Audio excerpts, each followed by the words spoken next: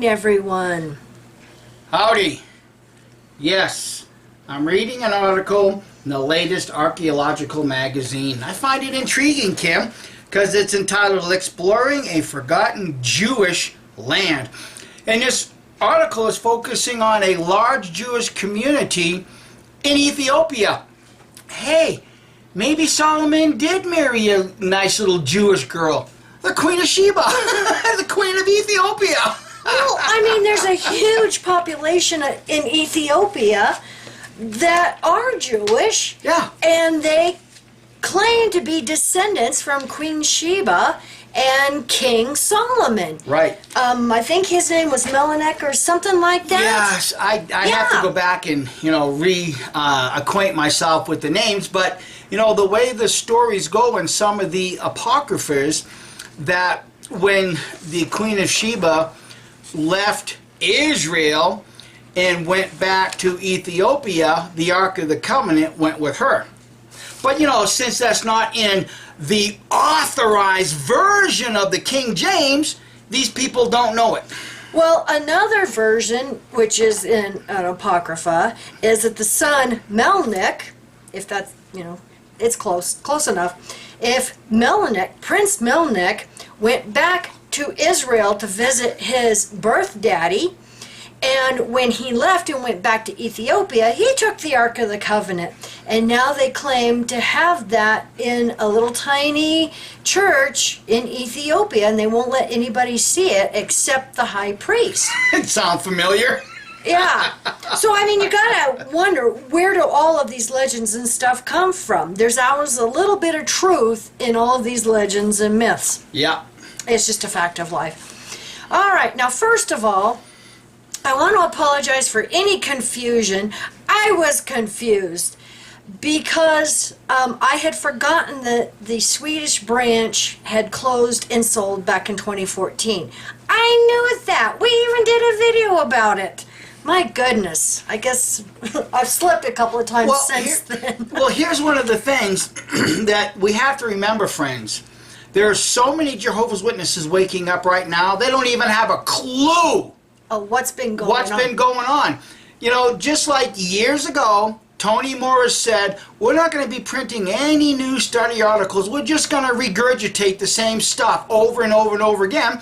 And yet you see so many YouTube creators, content creators, pick out a Watchtower that they're going to study next Sunday morning, and they're going to say, new light, new light. No, it's the old crap that they're just regurgitating. There's nothing new with this organization. But the reason we had covered, this about the Norway and Swedish branch again is because there has been a governing body update number 8, and they were whining and crying about losing their federal funding and how we're being persecuted. We're the only religion in Norway that had their funding taken away.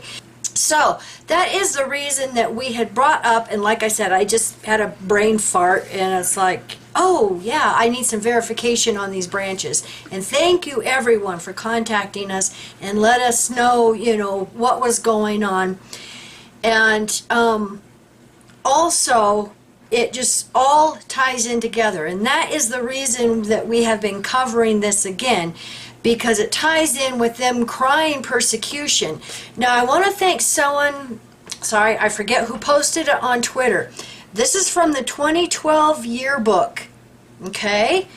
Now, when you go to page 156, they were whining about this years ago. So this isn't anything new. Exactly. Except to Jehovah's Witnesses and PMOs who are just waking up and didn't know this was going on since 2012. Or that have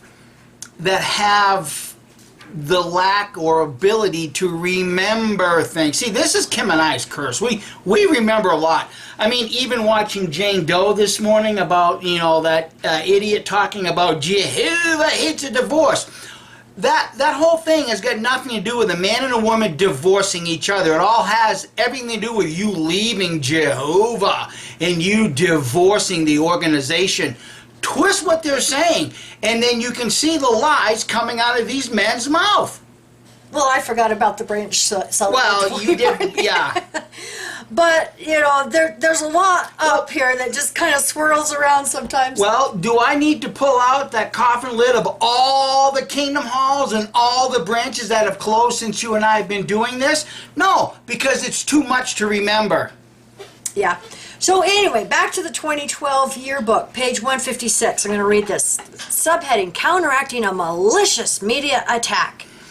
Especially between 1989 and 1992, Jehovah's Witnesses in Norway were objects of a smear campaign and much negative publicity in newspapers and magazines, as well as on radio and TV. Wait for it. One of the main reasons for the opposition was our adherence to what the Bible says about the treatment of disfellowshipped ones. And then they have scriptures to prove their point. Okay, now here's the thing. What all you friends heard coming out of Tony Morris's mouth is nothing new. They printed it back. I mean, for crying out loud, pick up the literature and read it, and you can see that Tony Morris didn't write this new. It was taken right from this yearbook. Now listen how they spin this and turn it into the biggest pile of manure you have all ever heard. Because of the negative publicity, witnesses endured unpleasant encounters in the ministry, at work, at school, and also with family members. Although Jesus' followers are not surprised when they are reproached, the situation was not easy to cope with. This was a difficult period, explains one brother, but it had benefits too. And you can go and read this. It's on jw.org. But the point we're trying to make is, see how they spin it because of the negative publicity. This wasn't negative publicity. This was the truth. These are ex-members saying how they are treated by their families, how they're shunned by the Jehovah's Witnesses when they leave. It may be negative to Watchtower and they view it as persecution, but it's not. It's them being called out for their bad behavior and violation of human rights. What's old is new. Just put new light and you'll get 100,000 views on it. Yeah, and it's not really new light. It's nothing new. Yeah, because like I said, I didn't know about it being in the 2012 yearbook because I didn't read it. I didn't read it. No, because you're just going to the well all too often, because you don't have to drown in water to realize that water is going to end you. Oh, that water is incompatible with life. You know, when you breathe it in and get it into your lungs. I have removed this portion of the video, and you viewers are correct. Without proof and documentation, it was just hearsay. So thank you. We appreciate, your comments and emails on that. And also, if you do want proof and documentation of what's been going on in Norway, avoidjw.org. I will put the link down below. Now you can look over on the right hand side and they have documents. There's little red boxes and you can click on those and get actual documents. And they've translated these letters into English. And also, many of us know that Watchtower, Aunt Mo announced a new Department of the Freedom of Religion in headquarters. And we also know that they have hired a worldly lawyer in Norway to represent them. And with all the lawyers they have connected with Watchtower and at their disposal, they have to hire a hotshot lawyer in Norway. Makes you wonder, what the heck? So why have the Department of Freedom of Religion, like that, I think his name was Pedersen, in the governing body update? They're not working on it. They hired a lawyer. So, it just never ends. So, now back to the original video. It's no different than the video you and I did years ago regarding Watchtower Farms and how they're getting government subsidies. They're raking in billions of dollars through their donation, through their scheme, pretending to be a religion when they're nothing but a publishing company. Their scheme, pretending to be a religion when they're nothing but a worldwide conglomerate of realtors. Yeah. So federal grants, they get federal grants, and like Mike says, we covered a video years ago about them getting farm subsidy for Watchtower farms. Well, they ended up selling most of that property, so they don't have the farms anymore. But, you know, they get rewards points off of JWs using their debit and credit cards. We've covered that. They get rewards points. You know the list of hotels and rental cars that they give the JWs every year? Well, look at the fine print at the bottom. Watchtower gets the rewards points for all of that. That's why they have a specific list that you have to comply and make your, take your business to these companies, because Watchtower gets the rewards points. You know, they're in hedge funds and all their investments and stocks and bonds and all of that. My God, it is a snare and a racket. That's what I was just going to say. Rutherford had it correct. Religion is a snare and a racket. Yeah. And the government's involved with it. And so you can see why the government doesn't want to go after these churches, because it's like, oh, freedom of religion. That's what they do. They whine and cry, freedom of religion, while raking in billions and billions of dollars. And this is why a lot of them and televangelists and all of these religions should be investigated, and many of them are. The Mormon Church is under investigation right now for their snares and racket. Yeah. Because they're taking donations from the members and putting it towards their for-profit businesses. Well, you can't do that. They're trying, but they can't do that. So how many side hustles does Watchtower have? All of them. Like the credit card processing company they use. We know that is run by a JW. You know, everything they use is usually run by a JW. So they're taking and putting their business over here for the profit businesses, which in turn, those businesses give a huge kickback to Watchtower. This is how it all works. Snare and a racket. Yeah. So thanks again. Oh, and we've got a bunch more cards. So Thank you. you everybody so much for all the wonderful cards and boxes of goodies. Oh. Thank you so much, Joelle. Yeah. You know, I hadn't had any chocolate other than, just an ice cream bar, just a small ice cream bar. For months. For months and months. And now we get, oh God. But the Tim Tam are really good. Oh God, those are good. I mean, you just, like Lay's potato chips, you just can't eat one. Hey, it's the holidays. Yes, and I went to the doctor here a couple of weeks ago and got a good report. Everything is down, so we can afford a little bit of goodies for the holidays. Thank you.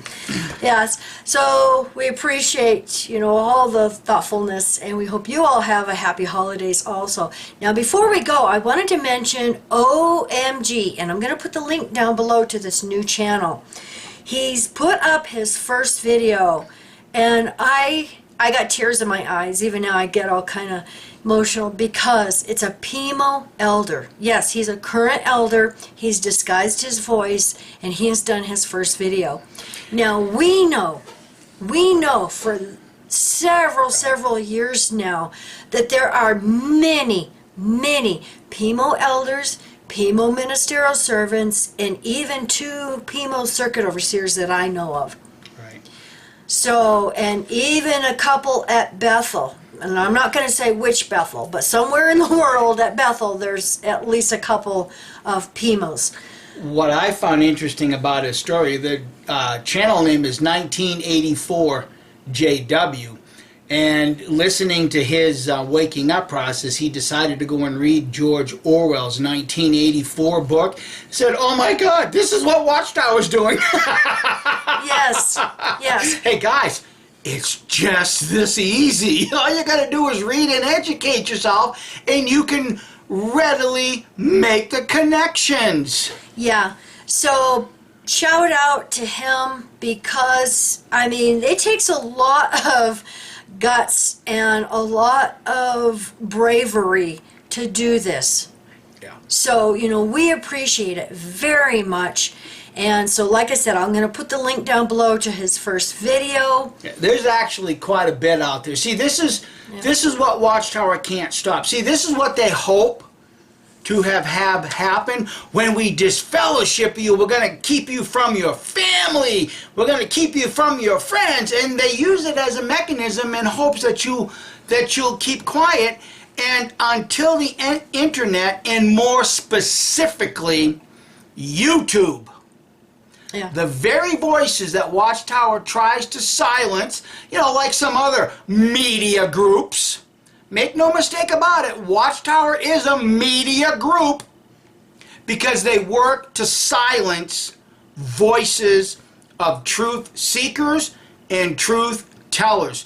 And because of YouTube, they can't stop it any longer. And even if it does go down and we do lose this blessing from Jehovah that's called YouTube, they're not going to win. Yeah. So anyway, very happy, and unfortunately, we just can't catch every single new YouTuber. So all of you new YouTubers, welcome, and this is why we're having an effect. This is why Watchtower has to try to hang on to the few remaining JWs that actually believe the BS coming out of their mouths.